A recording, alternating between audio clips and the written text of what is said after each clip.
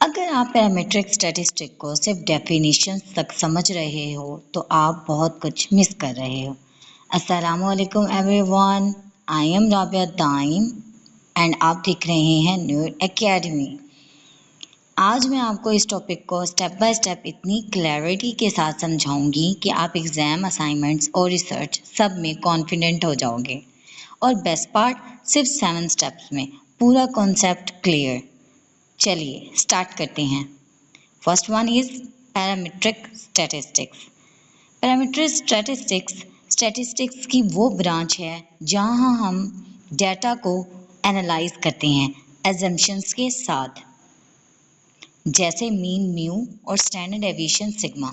यहाँ एक इम्पॉर्टेंट बात आपने याद रखनी है। हम ये अज्यूम करते हैं कि डाटा नॉर्मल डिस्ट्रीब्यूशन को फॉलो करता है, यानी कि bell shape bell curve. Simple अल्फाज में आप ये याद रखें, हम पॉपुलेशन के बारे में पहले से कुछ अजम्पशंस बनाते हैं और फिर उन अजम्पशंस की बेस पर फॉर्मूलाज यूज़ करते हैं। इसीलिए इसे पैरामीट्रिक कहते हैं, क्योंकि ये पैरामीटर्स पर डिपेंड करता है। नेक्स्ट हमारे पास है आइडेंटिफिकेशन ऑफ डाटा या identify data types.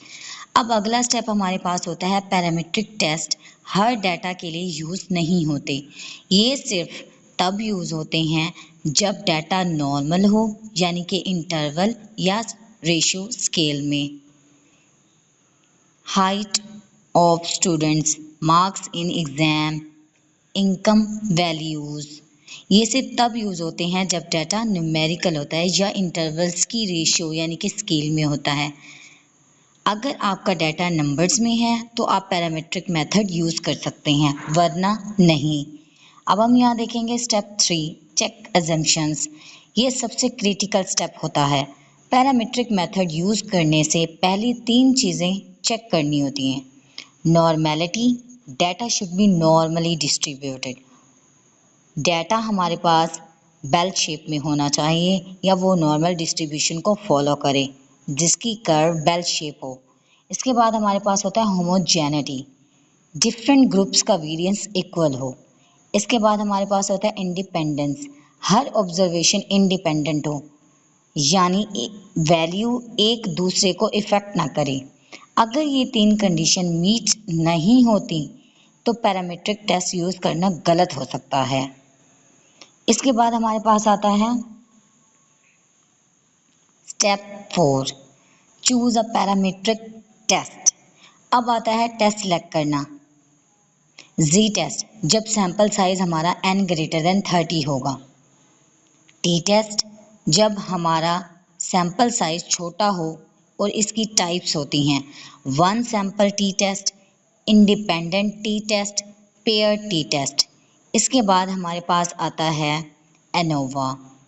ANOVA analysis of variance, जब 2 से ज़्यादा ग्रुप्स कंपेयर करने हों।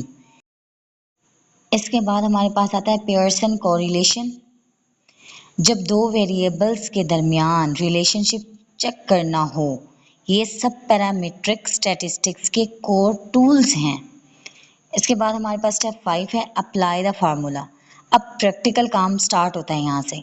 हर टेस्ट का अपना फार्मूला होता है, लेकिन जनरली आप कैलकुलेट करते हैं mean, standard deviation, sample size, फिर आप फार्मूला अप्लाई करते हैं और एक वैल्यू निकालते हैं जिसे हम कहते हैं टेस्ट स्टैटिस्टिक्स। इसके बाद हमारे पास आता है स्टेप 6, मेक डिसीजन। अब सबसे इम्पोर्टेंट स्टेप होता है डिसीजन लेना। आप अपना रिजल्ट जो आपने फाइंड आउट किया उसे क्या करते हैं, कंपेयर करते हैं क्रिटिकल वैल्यू या पी वैल्यू। एक यहाँ पर रूल आप लोग याद रखेंगे, अगर पी वैल्यू लेस देन 0.05 है तो नल हाइपोथेसिस रिजेक्ट हो जाएगा, और अगर वो ग्रेटर देन है, p value greater than 0.05, null hypothesis reject नहीं होती।